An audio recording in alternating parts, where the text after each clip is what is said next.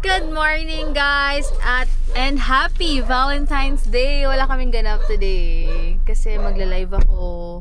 Pero ayan, mag-aano muna kami. Hatid muna ni Heinz yung mga packages. Work from home siya pero magkakape muna kami. Something siya. Ayan guys, wala kaming ganap kasi syempre traffic at sabi ko nga sa live kahapon. Everyday naman is Valentine's for us. Hindi naman siya dahil lang, di ba, extra sweet kayo or ngayon lang kayo magde-date kasi Valentine's. Hindi ganon. Everyday pwede po siyang gawing parang Valentine's Day. At ngayon sa dami ng kotse sa kalsada, sobrang traffic. Guys, magpahinga tayo sa bahay. Spend na lang ng moment, you know, sa house. Yung sako. Sako pababa. Yun nga guys. Diba? Okay na yun. As in, every naman Valentine's eh. So, yan. Yung asa kasi nila mama eh. Ayan lang guys. So, okay, magla-live ako. See you later guys.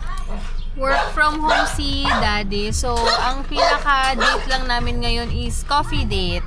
Before siya mag-start ng coffee niya guys, bago siya mag-start ng work guys, kakape muna kami guys. Hi Coffee. guys! Hello daddy!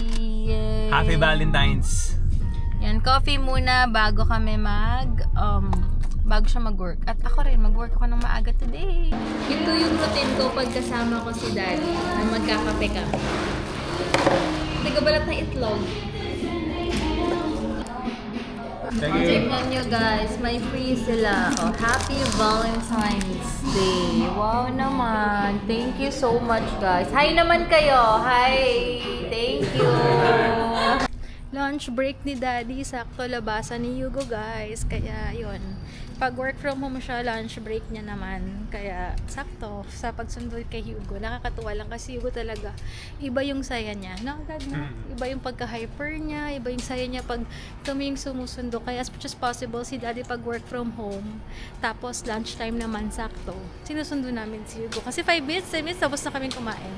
So yun, after naman ay! Uy! Kaya importante talaga. Kaya after nito kakain lang ako saglit tapos kukuha ako ng stocks ng t-shirt. Kasi on Monday, may live po kami ni Wendell. Wala si Daddy, may work yan. So kami ni Wendell magla-live on Monday. Tuesday, wala ako kasi may bisita po kami sa Tuesday. So baka Wednesday pa ako bumalik ng live.